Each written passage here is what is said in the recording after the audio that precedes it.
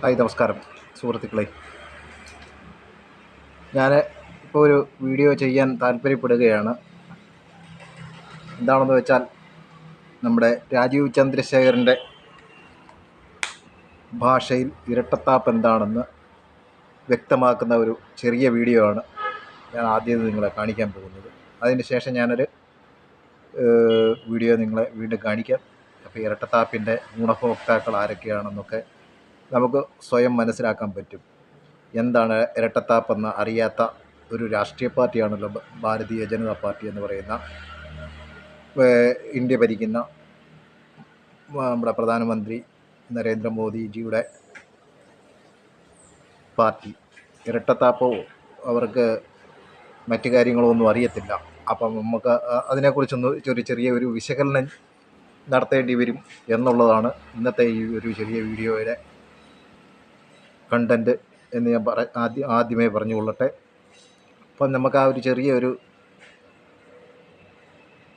ഇരട്ടത്താപ്പിൻ്റെ definition mister Rajeev Chandrasekhar എന്താണ് കൊടുത്തിരിക്കുന്നത് നമുക്ക് ആദ്യം നിന്ന് കാണാം. ആ വീഡിയോയിലെ ഒരു ചെറിയൊരു ക്ലിപ്പേ ഞാൻ കാണിക്കുന്നുള്ളൂ.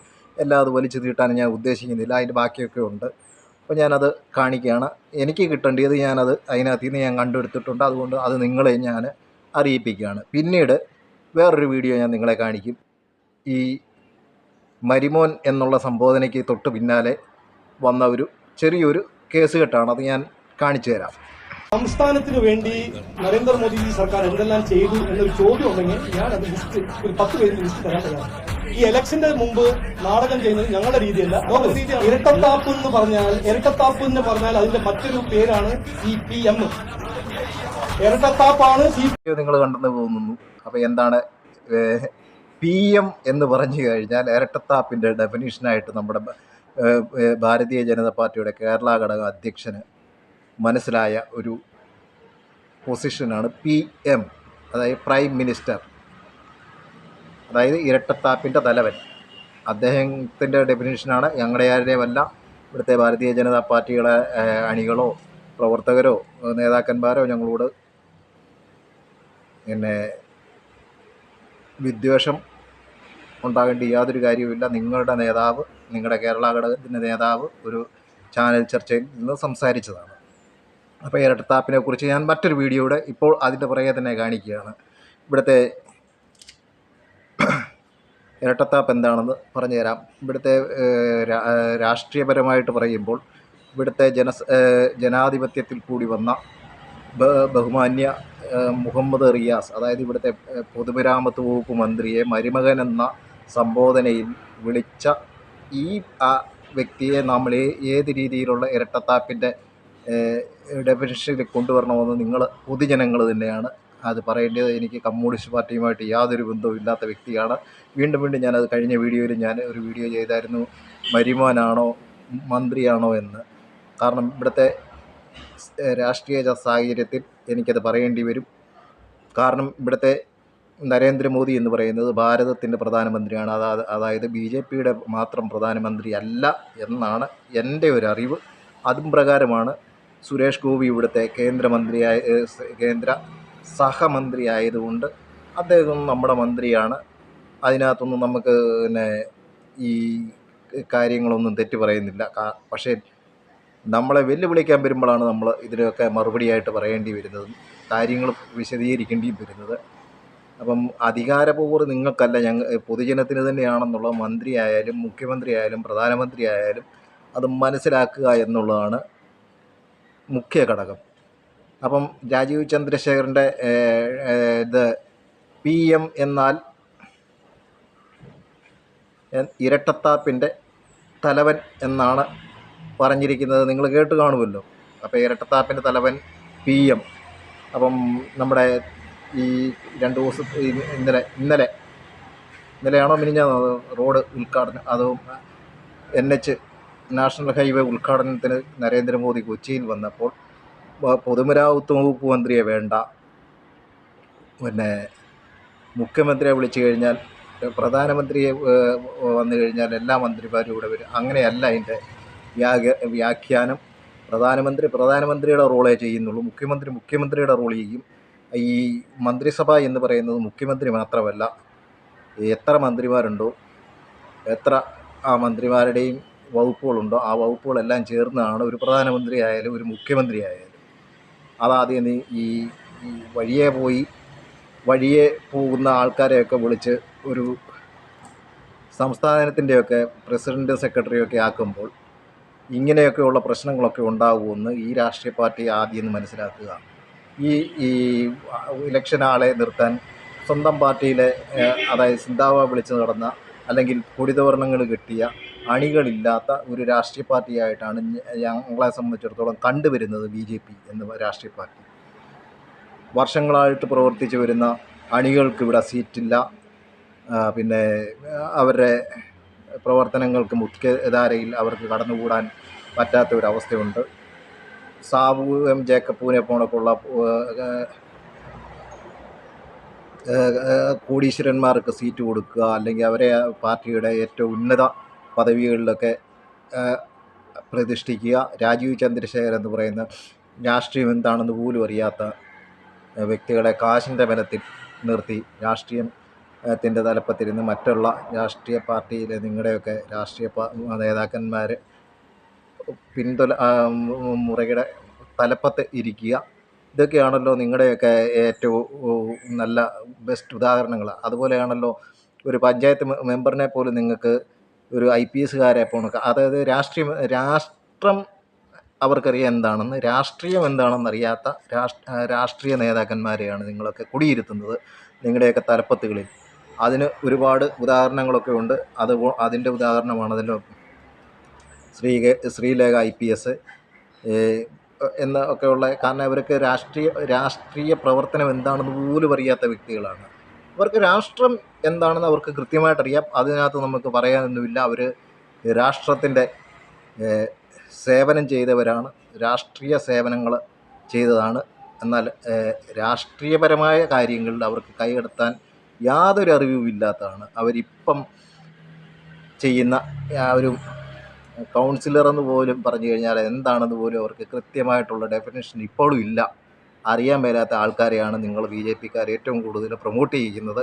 സിനിമാ നടന്മാരെ എങ്ങാണ്ടൊക്കെ കിടക്കുന്ന സിനിമാ നടന്മാരെ സമൂഹത്തിൽ ഏതെങ്കിലും രീതിയിൽ സാമ്പത്തികമായിട്ട് ഇച്ചിരി ഉന്നതിയിൽ നിന്ന് ഉദ്ദേശിക്കുന്നത് കോളനി എന്നുള്ള വാക്കിലല്ല ഞാൻ ഉദ്ദേശിച്ചത്. അത് തെറ്റിദ്ധരിക്കരുത്. ഉന്നതമായ ജീവിത നിലവാരത്തിൽ പ്രവർത്തിക്കുന്ന ആൾക്കാരെ മാത്രമേ നിങ്ങളുടെ കാഴ്ചയിൽ ഒരു സ്ഥാനാർത്ഥിയാക്കാൻ നിങ്ങളെക്കൊണ്ട് സാധിച്ചിട്ടുള്ളൂ. അതിൻ്റെയൊക്കെ ഉദാഹരണങ്ങളാണല്ലോ സിനിമാ നടന്മാരൊക്കെ ആയിട്ട് നിങ്ങൾക്ക് വലിയ പിടിപാടുകളൊക്കെ. മോഹൻലാൽ, മമ്മൂട്ടി, ഇങ്ങനെയൊക്കെ ഉള്ള ആൾക്കാർ വന്നു കഴിഞ്ഞാൽ അന്നേരം സീറ്റ് റെഡിയാണ് അവർക്കൊക്കെ. ഇവിടെ വർഷങ്ങളായിട്ട് നിങ്ങളുടെ രാഷ്ട്രീയ പാർട്ടിയിൽ പ്രവർത്തിച്ചു കൊണ്ടിരിക്കുന്ന പട്ടികജാതിക്കാരനായ ഒരു ദലിതന് നിങ്ങൾക്കൊരു സീറ്റ് കൊടുക്കാൻ താല്പര്യമില്ല എന്നുള്ളതാണ് അതിൻ്റെയൊക്കെ ഉദാഹരണങ്ങൾ. അത് ഒരുപാടുണ്ട്. അഥവാ ഇനി സീറ്റ് കൊടുത്താലും ആ സീറ്റിൽ നിങ്ങളൊരൊറ്റ ഒരെണ്ണം ആ ദലിതനെയോ പട്ടികജാതിക്കാരനെയോ ഒന്ന് വിജയിപ്പിക്കുക പോലുമില്ല. അതും അതിൻ്റേതായ ഒരു വേറൊരു വശമാണ്. നിങ്ങൾ കൊടുത്തു എന്ന് പറഞ്ഞതുകൊണ്ട് കാര്യമില്ലല്ലോ. അതിനെ അവിടെ നിന്ന് ജയിക്കാനും കൂടെയുള്ള സ്കോപ്പ് ഉണ്ടാക്കി കൊടുക്കാൻ നിങ്ങളെ കൊണ്ട് പറ്റത്തുമില്ല, നിങ്ങളത് ചെയ്യത്തുമില്ല. ഇനി ഇങ്ങോട്ടെ ഞാൻ ഇരട്ടത്താപ്പിനെ കുറിച്ചാണ് പറഞ്ഞു വന്നത്. കാട് കയറി ഞാൻ ഒരുപാട് സംസാരിച്ചു, ക്ഷമിക്കുക. അപ്പം അടുത്ത ഒരു റോഡ് ഉദ്ഘാടനത്തിന് ഇവിടുത്തെ രാഷ്ട്രീയ പാർട്ടിയുടെ നേതാക്കന്മാരെ അല്ല കേന്ദ്ര സർക്കാർ ക്ഷണിക്കേണ്ടതും, അതായത് ആ വേദിയിൽ പ്രോട്ടോക്കോൾ അനുസരിച്ച് ഇരുത്തേണ്ടതെന്നും ഞാൻ ഇന്നലത്തെ ഒരു വീഡിയോയിൽ പറഞ്ഞിട്ടുണ്ടായിരുന്നു. അതിൻ്റെ തൊട്ട് പിന്നാലെയാണ് ഇന്ന് ഒരു വീഡിയോ ഞാനിപ്പം കാണിക്കുന്നത്. ഈ കള്ളക്കടത്തുകാരനും കൊള്ള സംഘത്തിനും അതായത് വെട്ടിപ്പുകാരനെയൊക്കെ കേസുകൾ നിലനിൽക്കുന്ന വ്യക്തികളെയൊക്കെ സ്റ്റേജിൽ നിർത്തുക, അവർക്ക് കൈ കൊടുക്കുക, അവരെ ആ പാർട്ടിയുടെ ഉന്നത തലപ്പത്ത് ഇരുത്തുക. ഇത് അറിഞ്ഞാൽ പോലും അവരെ ഒന്ന് മാറ്റി നിർത്തണമെന്നുള്ള താല്പര്യം പോലും ഇല്ലാത്ത പാർട്ടിയാണ്. അപ്പോൾ അതിന് ഉദാഹരണമാണ് ഞാനിപ്പോൾ ഇത് കാണിക്കാൻ പോകുന്നത്. താങ്കൾ വാങ്ങിയ ഭൂമിയിൽ ഇത്രയും ഒരു ആരോപണം ഉയരുമ്പോൾ അത് മറുപടി പറയണ്ടേ? വിശദീകരിച്ചില്ലെങ്കിൽ താങ്കളുടെ പാർട്ടി കൂടി പ്രതിസന്ധിയിലാകില്ലേ? പ്രത്യേകിച്ച് തെരഞ്ഞെടുപ്പൊക്കെ വരില്ലേ? വലിയ പ്രതിസന്ധിയല്ലേ? താങ്കൾ എന്തുകൊണ്ടാണ് പറയാത്തത്? വിശദീകരണമോ മറുപടി ഉണ്ടോ? പ്രസിഡന്റ് അല്ലല്ല, റിപ്പോർട്ടറിന് മറുപടി പറയില്ല എന്ന് വളരെ വ്യക്തമായി കഴിഞ്ഞു. മറ്റു മാധ്യമ പ്രവർത്തകർ അതെന്താ മര്യാദയ്ക്ക് മറുപടി മാന്യതയ്ക്ക് മാധ്യമ പ്രവർത്തനം നടത്തുന്ന ആൾക്കാരോട് വേറെയുണ്ട്. അവർക്ക് മറുപടി കൊടുത്തോളാം. നിങ്ങൾ അവിടെ ഇരുന്നാൽ മാധ്യമ പ്രവർത്തനം തന്നെയല്ലേ അഴിമതിയുടെ രേഖകളടക്കം പുറത്തു വരുമ്പോൾ എന്തിനാണ് ഭയപ്പെടുന്നത്? താങ്കളോടല്ല, അധ്യക്ഷനോടാണ്. അധ്യക്ഷന്റെ വാർത്താ സമ്മേളനമാണ്. അധ്യക്ഷന്റെ വാർത്താ സമ്മേളനം താങ്കളോട് സംസാരമില്ല. പ്രസിഡന്റ് BJP പോലും പ്രതിസന്ധിയിലാവുന്ന തരത്തിലുള്ള ഗുരുതര ആരോപണങ്ങളാണ്.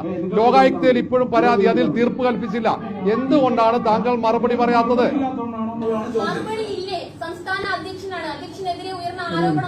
റിപ്പോർട്ടർ ഒഴികെയുള്ള മറ്റു മാധ്യമങ്ങൾക്ക് ചോദിക്കാനുണ്ടെങ്കിൽ ചോദിച്ചോളൂ.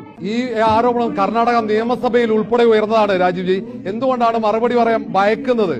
താങ്കൾ എന്താണ് ചോദ്യങ്ങൾക്ക് മുന്നിൽ മറുപടി പറയാതെ മടങ്ങുന്നത്?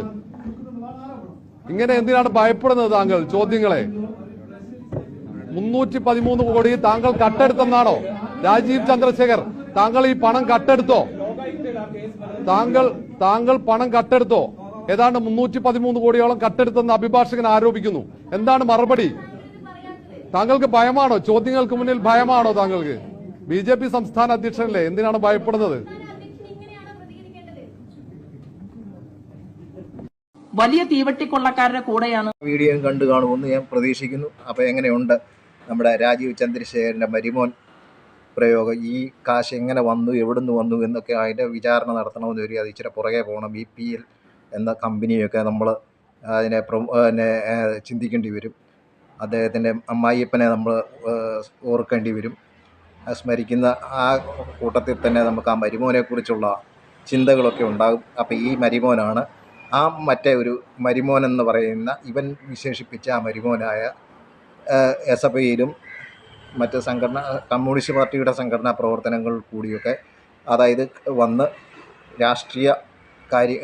രാഷ്ട്രീയ കാര്യങ്ങളിൽ ഇടപെട്ട് അതിൻ്റെ രാഷ്ട്രീയ കക്ഷിയിൽ അണിചേർന്ന് ചെറിയ തലങ്ങളിൽ തൊട്ട് ഇപ്പോൾ മന്ത്രി സ്ഥാനം അലങ്കരിച്ചുകൊണ്ടിരിക്കുന്ന പൊതുമരാമത്ത് വകുപ്പ് മന്ത്രിയെയാണ് ഇവൻ ഒരു പദവിയിൽ ഇപ്പം നിലവിലില്ലാത്തവൻ കയറി മരിമോൻ എന്നൊക്കെ വിളിച്ചു. അപ്പം ഈ മരിമോൻ്റെ ആ ഒരു സ്വഭാവം കണ്ടല്ലോ. ഇപ്പം 300 കോടി രൂപയുടെ അഴിമതി നടത്തിയെന്നാണ് കോടതിയിൽ അത് കോടതി തള്ളിക്കളഞ്ഞിട്ടില്ല എന്നുള്ളതാണ് സത്യാവസ്ഥ. അപ്പം ഇങ്ങനെ ഈ കോടതിയിലേക്ക് ഇത്ര അലിഗേഷൻ നടക്കുന്ന ഒരു വ്യക്തിയെ നിങ്ങൾ ഏത് രീതിയിലാണ് ഈ ഇലക്ഷന് നിർത്താൻ പോകുന്നത്?